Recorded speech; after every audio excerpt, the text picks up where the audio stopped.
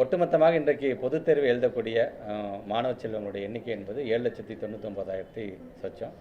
Plus தனித் தேர்வுகள் என்று சேர்த்தா எல்லாம் சேர்த்து ஒரு 8,27,000 பேருக்கு மேற்பட்டிருக்கின்ற மாணவ செல்வங்கள் இன்றைக்கு இந்த பொதுத் தேர்வை எழுதுகிறார்கள்.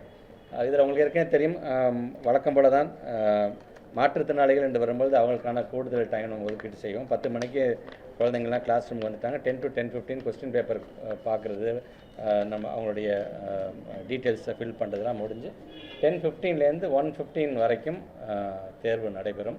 ஒவ்வொரு கிளாஸ் ரூம் வெளியிலையும் குடிப்பதற்கான அந்த தண்ணீர் ஃபெசிலிட்டிஸ் செஞ்சுருக்கிறாங்களா, அந்தந்த ஸ்கூலுடைய கழிவறைகள் சுத்தமாக இருக்கிறதா அப்படிங்கிறதையும் உறுதி செஞ்சுக்கிறோம் நாங்கள்.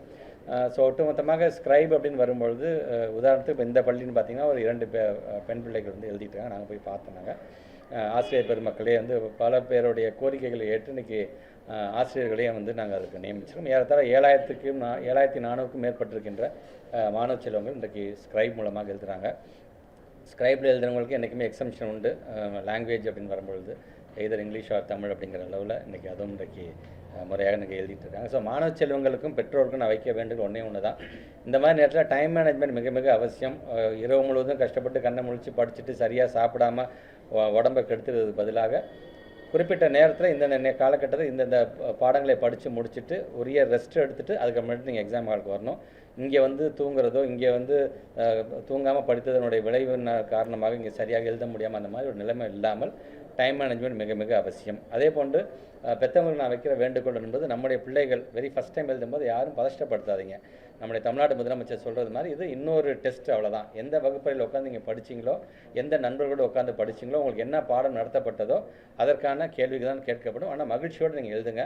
அந்த பயத்தை போக்கணுங்கிறதுக்காகத்தான் 3 விதமான ரிவிஷன் எக்ஸாம்ஸ்க்கு மூலமாக அந்த பயத்தையும் நாங்கள் போக்கியிருக்கிறோம். ஆக எந்த ஒரு பயமும் இல்லாமல் மகிழ்ச்சியோடு நீங்கள் இந்த தேர்வை நீங்கள் எழுத வேண்டும் என்பதை என்னுடைய வேண்டுகோள். பெற்றவங்களும் பிள்ளைங்களுக்கு எந்த ப்ரெஷரும் போடாமல் அவர்களுக்கு எந்த அளவுக்கு நாம் ஒரு உந்து சக்தியாக இருந்து ஒரு சப்போர்ட் சிஸ்டமாக இருக்க வேண்டுமோ அதை மனதில் வைத்துக்கொண்டு பிள்ளைகளை வந்து தட்டி கொடுத்து இந்த தேர்வுகளுக்கு அனுப்பி வைக்க வேண்டியது பெற்றவங்க உங்களுடைய மிகப்பெரிய ஒரு கடமையாகவும் அதை நான் பார்க்கின்றேன். அந்த விதத்தில் நம்முடைய பத்திரிகை துறை, ஊடகத்துறை சார்ந்திருக்கிற நண்பர்கள் மூலமாக எங்களுடைய மாணவ செல்வங்கள் அனைவருக்குமே என்னுடைய வாழ்த்துக்களை நான் தெரிவித்துக் கொள்கின்றேன்.